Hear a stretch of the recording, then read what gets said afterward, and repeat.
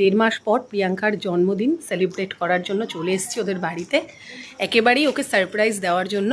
এবার ওর দরজায় নক করব, দেখা যাক তারপর। প্রিয়াঙ্কাদির বাড়িতে অর্পিতাদি আগে চলে গেছে। আমাকে অর্পিতাদি মিস কল করলেই আমি আবার প্রিয়াঙ্কাদির বাড়িতে কনিক বেল বাজিয়ে ঢুকবো। পুরো ভিডিওটাই আপনারা দেখতে থাকুন, অর্পিতাদিও ব্লগে দেখতে পাবেন। যাচ্ছি প্রিয়াঙ্কাদির বাড়িতে। আমার সাথে সোহিনীও আছে। ভীষণ চুপি চুপি আমরা এসেছি। সোহিনী বাইরে থাকবে, আগে আমি যাব ভেতরে, তারপর সোহিনীকে মিস কল করার পর ও আসবে সব গিফট নিয়ে। একেবারে সারপ্রাইজ একটা ব্যাপার স্যাপার হবে। এবার আমরা সব কিছু রেডি করে ওপরে চলে এসেছি।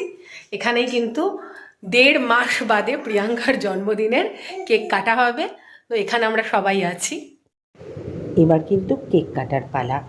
কেক কাটা হবে আর তারই জন্য প্রস্তুতি চলছে। আর প্রিয়াঙ্কার কোলে রয়েছে ওর মেয়ে Shri. Happy birthday to you, happy birthday to you, happy birthday dear Priyanka দি, হ্যাপি বার্থডে টু ইউ। একটু ক্ল্যাপ করো শ্রী। হাততালি দিয়ে দাও, হাততালি দিয়ে দাও, তালি, হাততালি। এটা কেক খাবে।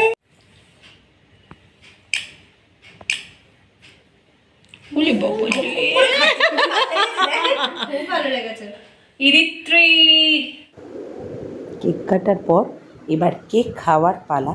শুধু কিন্তু কেক খাওয়া না, তার সাথে কেক মাখারও পালা। সত্যি একটা দারুণ মুহূর্ত। আসলে ছোটোবেলা থেকেই আমি প্রিয়াঙ্কার সোহিনী একসাথেই অনেকটা সময় পথ চলেছি, তাই আমাদের মধ্যে বন্ডিংটা এরকমই। ভীষণ একটা হাসি খুশি সুন্দর মুহূর্ত।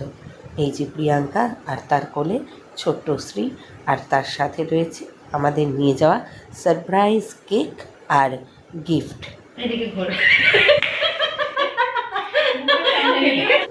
এবার সোহিনীকেও কেক খাওয়ানোর পালা।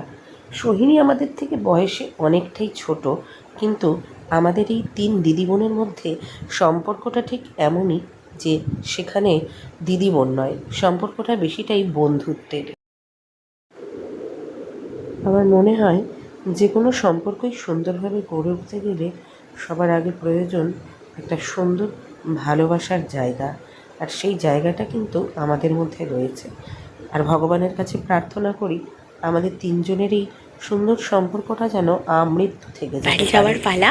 প্রিয়াঙ্কাদির বাড়ি থেকে আমরা বেরিয়ে গেছি, তাহলে যাই বাড়িতে। টাটা।